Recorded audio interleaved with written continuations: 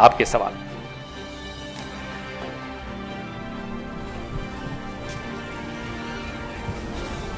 जी sir, आज बैठक है स्टैंडिंग कमेटी की एक्सटर्नल अफेयर्स की और विदेश सचिव को बुलाया भी गया है, आपके भी मेंबर्स उसमें हैं, तो क्या आपको लगता है इस मसले पर भी चर्चा होनी चाहिए?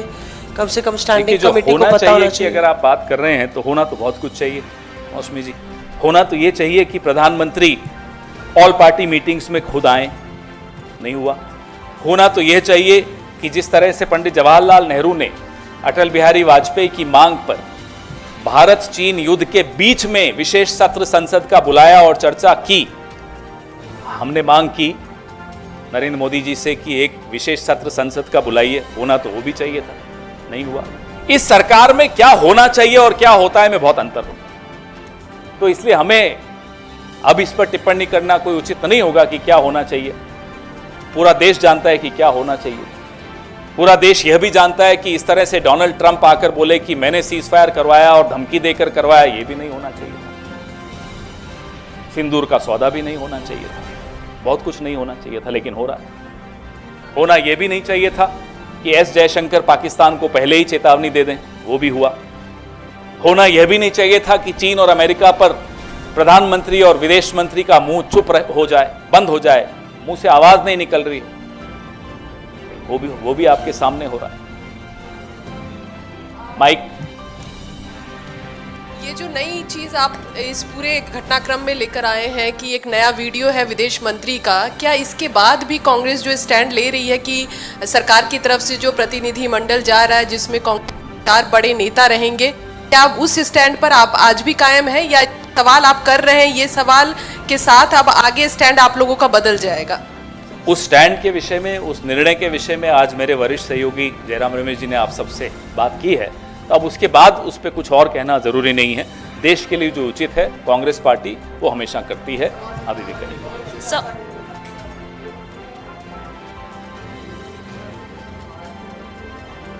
कांग्रेस पार्टी ने अपना जो स्टैंड है अभी कुछ देर पहले जयराम रमेश जी ने स्पष्ट कर दिया है।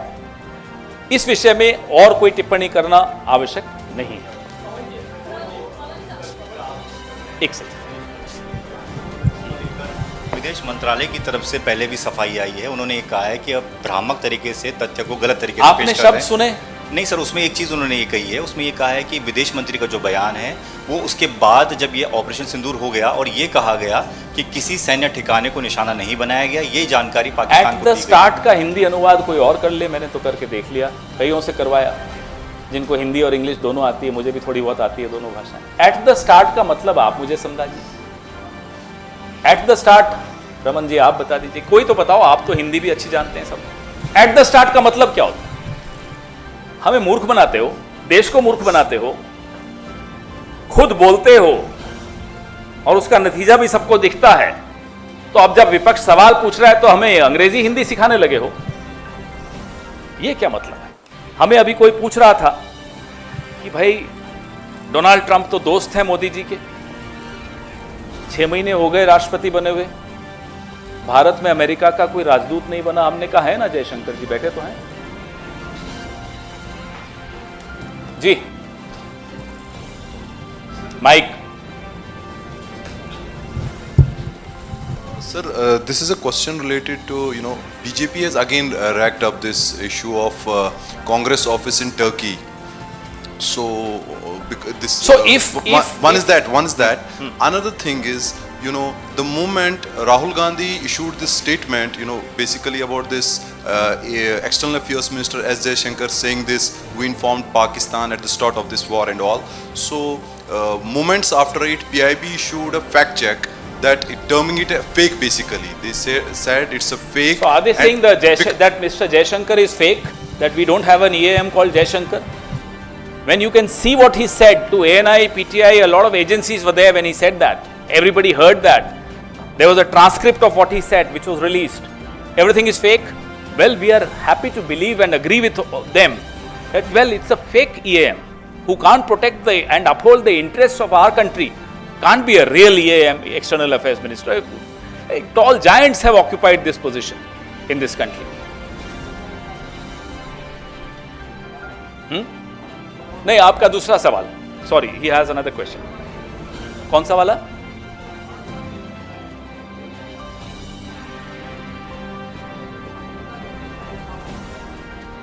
नहीं, पहले इनका जवाब दूं, फिर आप सवाल पूछिएगा। So the BJP, friends of BJP, overseas friends of BJP, has setups in over 25 countries. They go and campaign amongst the NRIs of Turkey, Malaysia, Canada, several countries. What does it mean? Are they working against the interests of India? Overseas setups of any party, any national party, are there to target the diaspora. There are times when they are also used to do track 2, track 3. BJP can do it.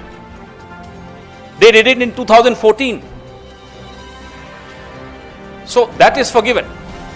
But because the Congress is doing it, that's not, it's wrong. The BJP and RSS can go to China. When Mr. Gadkari was the president of the BJP, and Ram Madhav used to take delegations to China to do some training sessions from CCP, the Communist Party of China. What training did you want from Communist Party of China? That's forgiven. So the BJP should not open its mouth. That will be the best service to the nation. But if they open their mouth, they should first read their own history. Before they became BJP, what was their history?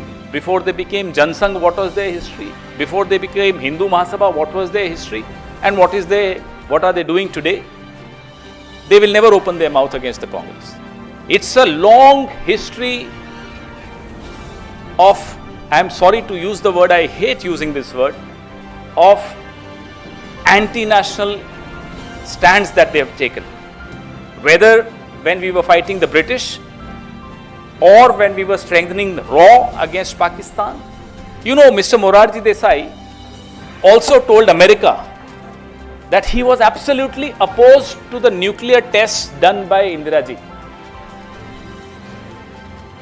Do you know there was a charge against Morarji Desai by a leading journalist of America that he was on the payroll of CIA? That case continued for several years in Chicago. And Mr. Morarji Desai lost that case. That journalist was given a clean chit. That journalist accused Morarji Desai of passing on secrets to America from the government.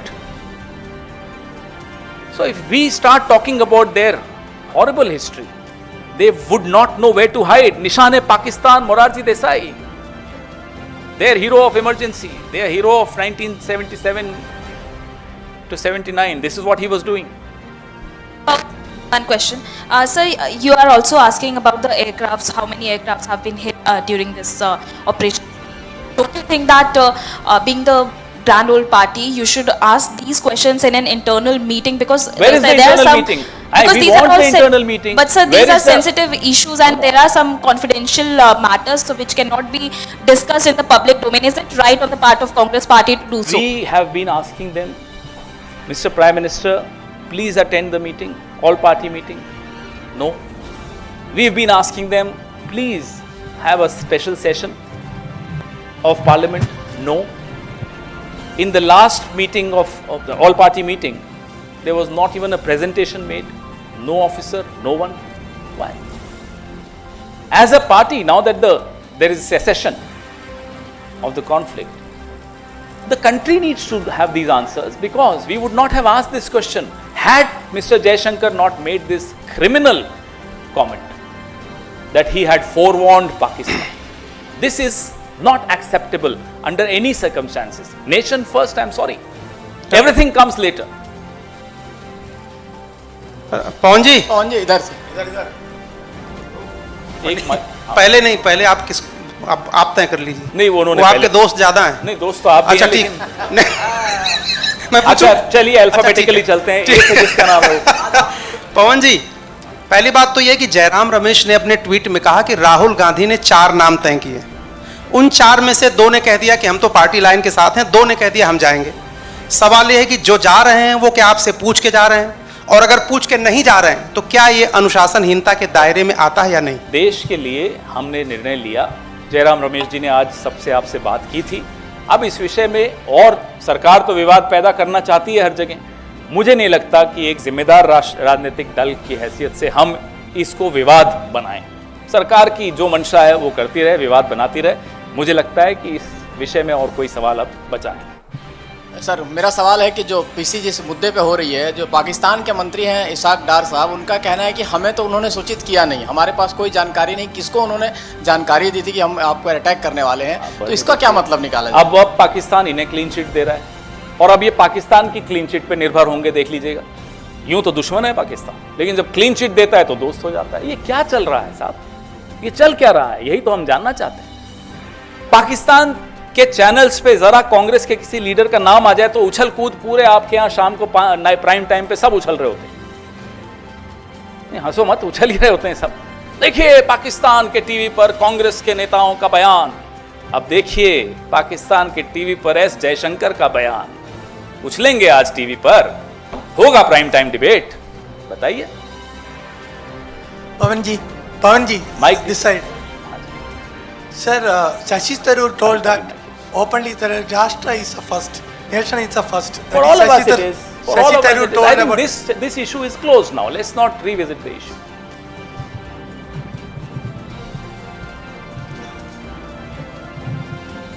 पवन जी, जिस आधार पर आपने आज सवाल पूछे हैं और विदेश मंत्री के बयान का हवाला दिया है, तो क्या ये ऑपरेशन सिंदूर पर भी कांग्रेस सवाल उठा रही है? उसकी सफलता पर ऑपरेशन पे कभी हम सवाल सेना की उठाएंगे ओर से क्या? दिए जा रहे हैं। सेना ने जितनी बहादुरी से काम किया, पाकिस्तान घुटनों पर आ गया। लेकिन जो यहां हमारा राजनीतिक नेतृत्व बैठा है, वो माफ कीजिएगा, डोनाल्ड ट्रंप के आगे घुटनों पर है, चीन के आगे घुटनों पर है। ये बर्दाश्त नहीं होगा। सेना का मनोबल मत गिराइए। ये हम बार बार जयशंकर से भी कहते हैं, बार बार नरेंद्र मोदी जी से भी कहते हैं। सर, अभी आपने कहा था कि राहुल गांधी जी ने भी कहा कि हमारे कितने एयरक्राफ्ट गिरे हैं, देश को कितना नुकसान पहुंचा है बॉर्डर पर, जो भी अभी लड़ाई हुई थी पहलगाम की, जो भी एयर स्ट्राइक हुई थी। लेकिन अभी कुछ प्रतिनिधि जा रहे हैं बाहर, वो ऑपरेशन सिंदूर की सफलता को बताएंगे, तो इसमें आप क्या? ना केवल ऑपरेशन सिंदूर की सफलता को बताएंगे, पाकिस्तान को एक्सपोज करना आवश्यक है। पाकिस्तान को विश्व समुदाय के सामने 26/11 के बाद जिस तरह से हमने डिप्लोमेटिक इनिशिएटिव्स लिए थे, पूरे विश्व के सामने पाकिस्तान को अलग थलग कर दिया था। FATF में भी पाकिस्तान को शामिल किया गया था। ये मनमोहन सिंह जी की सूझबूझ उस वक्त सबने देखी। आज सरकार को कांग्रेस से एक बात सीख ली सरकार ने, हमें खुशी है इस बात की कि देश को एक आवाज में बोलना चाहिए। और जब देश एक आवाज में सुनता है तो पाकिस्तान की औकात नहीं है कि वो ये IMF से पैसे ले आए। आप बताइए, 73 देशों में हमारे प्रधानमंत्री करोड़ों अरबों रुपए खर्च करके जाते हैं। आप एक नेपाल तक को अपने साथ नहीं खड़ा कर पाए इस युद्ध में। पता नहीं भूटान ने स्टेटमेंट दिया या नहीं दिया। ये स्थिति आपने कर दी। सीखिए, कांग्रेस की सरकारों से सीखिए कैसे विदेश नीति को बनाया जाता है। विदेश नीति प्रधानमंत्री को प्रोजेक्ट करने के लिए नहीं होती, अपना ढोल नगाड़ा पीटने के लिए नहीं होती, डायस्पोरा इवेंट्स करके, चेहरे बना बना के, कपड़े बदल बदल के, घूम घूम कर भाषण देने में विदेश नीति नहीं होती। विदेश नीति बहुत गंभीर मुद्दा है, वो इस तरह की हल्की हरकतों से नहीं की जाती। सर, आपने पाकिस्तान से पूरा सवाल रिश्ता जोड़ दिया पूरी तरीके से, जयशंकर का और पूर्व प्रधानमंत्री मोरारजी देसाई का भी। लेकिन हेमंता बिस्वा शर्मा आपके एक नेता का लगातार पाकिस्तान से रिश्ता जोड़ते जा रहे हैं और इस बात के बयान ओपनली दे रहे हैं कि उनके पास ये जानकारी है कि पाकिस्तान के मिनिस्टर्स के बुलावे पे वो गए। इतने साल से उस जानकारी पे वो बैठे थे, ऐसी कौन सी जानकारी है? और हेमंता बिस्वा शर्मा हमारी पार्टी से गए, हम उनकी रग रग से वाकिफ हैं। समझ जाएंगे सुनेंगे तो किन रगों से हम वाकिफ हैं उनकी। उस आदमी में इतना सब्र नहीं होगा कि उसके पास कोई सूचना है तो वो इतने दिन सालों तक बैठा रहेगा उस पर। ये सब हेमंता बिस्वा शर्मा अच्छी तरह समझता है कि हमारे पास उनके विषय में क्या क्या है, और जिस दिन वो चुनाव हारेंगे, तिहाड़ या गुवाहाटी की कौन सी जेल है हमें नहीं मालूम, एक जेल में वो हमें भी भेजना चाह रहे थे, हो सकता है उसमें हो, किसी न किसी जेल में ही उनको अब अपना समय बिताना पड़ेगा, जिस तरह की हरकतें उन्होंने की हैं जब से वो मुख्यमंत्री बने। गौरव गोगोई के विषय में इस तरह की टिप्पणी करना और बार बार एक ही टिप्पणी को दोहराने से वो बात सच नहीं हो जाती। वो भाजपा में जब से गए उनको लगता है कि भाई मूल मंत्र जो मोदी जी का है वो मैं भी ले लूं, कि झूठ को बार बार दोहराओ, ऊंची ऊंची आवाज में दोहराओ, वो सच हो जाएगा ना। मोदी जी का झूठ चलता है। अब जब मोदी जी का ही झूठ चलना बंद हो गया तो ये हेमंता बिस्वा शर्मा तो बहुत पुअर फोटोकॉपी है उनकी। पवन जी, एस जयशंकर के बयान को तमाम लोगों ने कहा कि यह देशद्रोह के तरीके से, वहीं ये भाजपा के नेता उनका बयान बचाव करते हुए यह कहते हैं कि शेर जब भी मारता है समय और तारीख बता के मारता है। बताओ, आपकी हंसी में ही जवाब आ गया सब, क्या आपको खुद हंसी आ रही है? अब अगर जयशंकर से शेर है फिर हो सकता है भी डोनाल्ड ट्रंप बब्बर शेर होगा जिससे आगे डर गया वो। क्यों डरते हो जयशंकर जी? जयशंकर जी ने एक और बड़ा मजेदार बयान दिया कि चीन तो हमसे बड़ी अर्थव्यवस्था है, अब क्या मैं उनसे लड़ूं? ये उनका बयान था। कहा था या नहीं आपने, याद है आपको? तो प्रधानमंत्री क्लीन चिट देते हैं चीन को। जयशंकर कहते हैं चीन हमसे बड़ा है, हम तो नहीं लड़ सकते। अरे 7वां बेड़ा जिस देश ने भेजा था वो भी हमसे बड़ा था, अमेरिका। और 1971 में भारत इतना समृद्ध नहीं था जितना आज है, जितना इस सदी में हुआ है। तब भी हमारे में इतनी ताकत थी कि हमने अमेरिका की भी बात अनसुनी की और अपना काम हासिल किया। जयशंकर जी को कहिए जरा पढ़ लें, तब भी शायद ये सर्विस में रहे होंगे। क्या माहौल बना, अपने आप को शेर खिलाने की बड़ी सबकी बीमारी लग गई है। मोदी जी भी देखो, मैं मगरमच्छ पकड़ लिया बचपन में, और अभी डोनाल्ड ट्रंप के आगे मुंह नहीं खुलता। अरे जो बचपन में मगरमच्छ पकड़ा था तो अभी डोनाल्ड ट्रंप से तो कुछ जवाब तो दे दो। ये अपने बारे में भ्रांतियां फैलाने का बड़ा शौक होता है। ये सब हिंदी पिक्चरें देख देख कर शायद बड़े हुए हैं। Sir, Ashoka University Associate Professor, Professor Ali Khan Mahmoodabad has been arrested by the Haryana police. 2 FIRs have been slapped on him. He's approached the Supreme Court. Congress President Mr. Kharge has also tweeted. He in fact pointed out in a social media post about the hypocrisy of what's the optics and what's being applied on the ground. Would you want to react on that? Of course, we completely stand by anybody who shows the mirror to the government. It's not anti-national to show the mirror to the government, whichever the government is, whichever party is the ruling party. Ali Khan Mahmoodabad is the grandson of Jagat Mehta. Jagat Mehta was the foreign secretary of when Mr. Atal Bihari Vajpayee was the foreign minister between 76 and 79. We've all known the family. His father's side rejected the idea of Pakistan and shifted to India. Raja Mahmoodabad, his father Suleiman ji, was an MLA in Uttar Pradesh for several terms. Ali is an academic, he's a historian, and we all read him.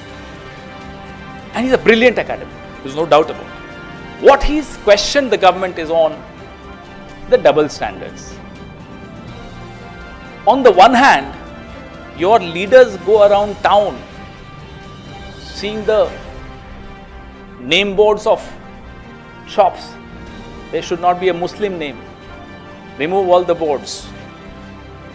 Have names. There are lynchings. There is an economic boycott being asked for of Muslim traders. On the other hand, then you show Colonel Sophia Qureshi. Colonel Sophia Qureshi is the normal in this country. It's not something for BJP, it may be something rare. This is this country's DNA. But the BJP's DNA is what Mr. Ali Khan Mahmoodabad exposed, and exposed very wisely. Nothing wrong in what he did. We've all been exposing the government, we've all been questioning the government on these double standards. When the Prime Minister says कि कपड़े देख के पहचान लेते हैं, and their own minister, the kind of remarks he made on Colonel Sophia Qureshi, that's the real BJP for you. The other Deputy Chief Minister, the kind of remarks they made on the army, that's the real BJP for you. And Colonel Sofia Qureshi is the real India for you.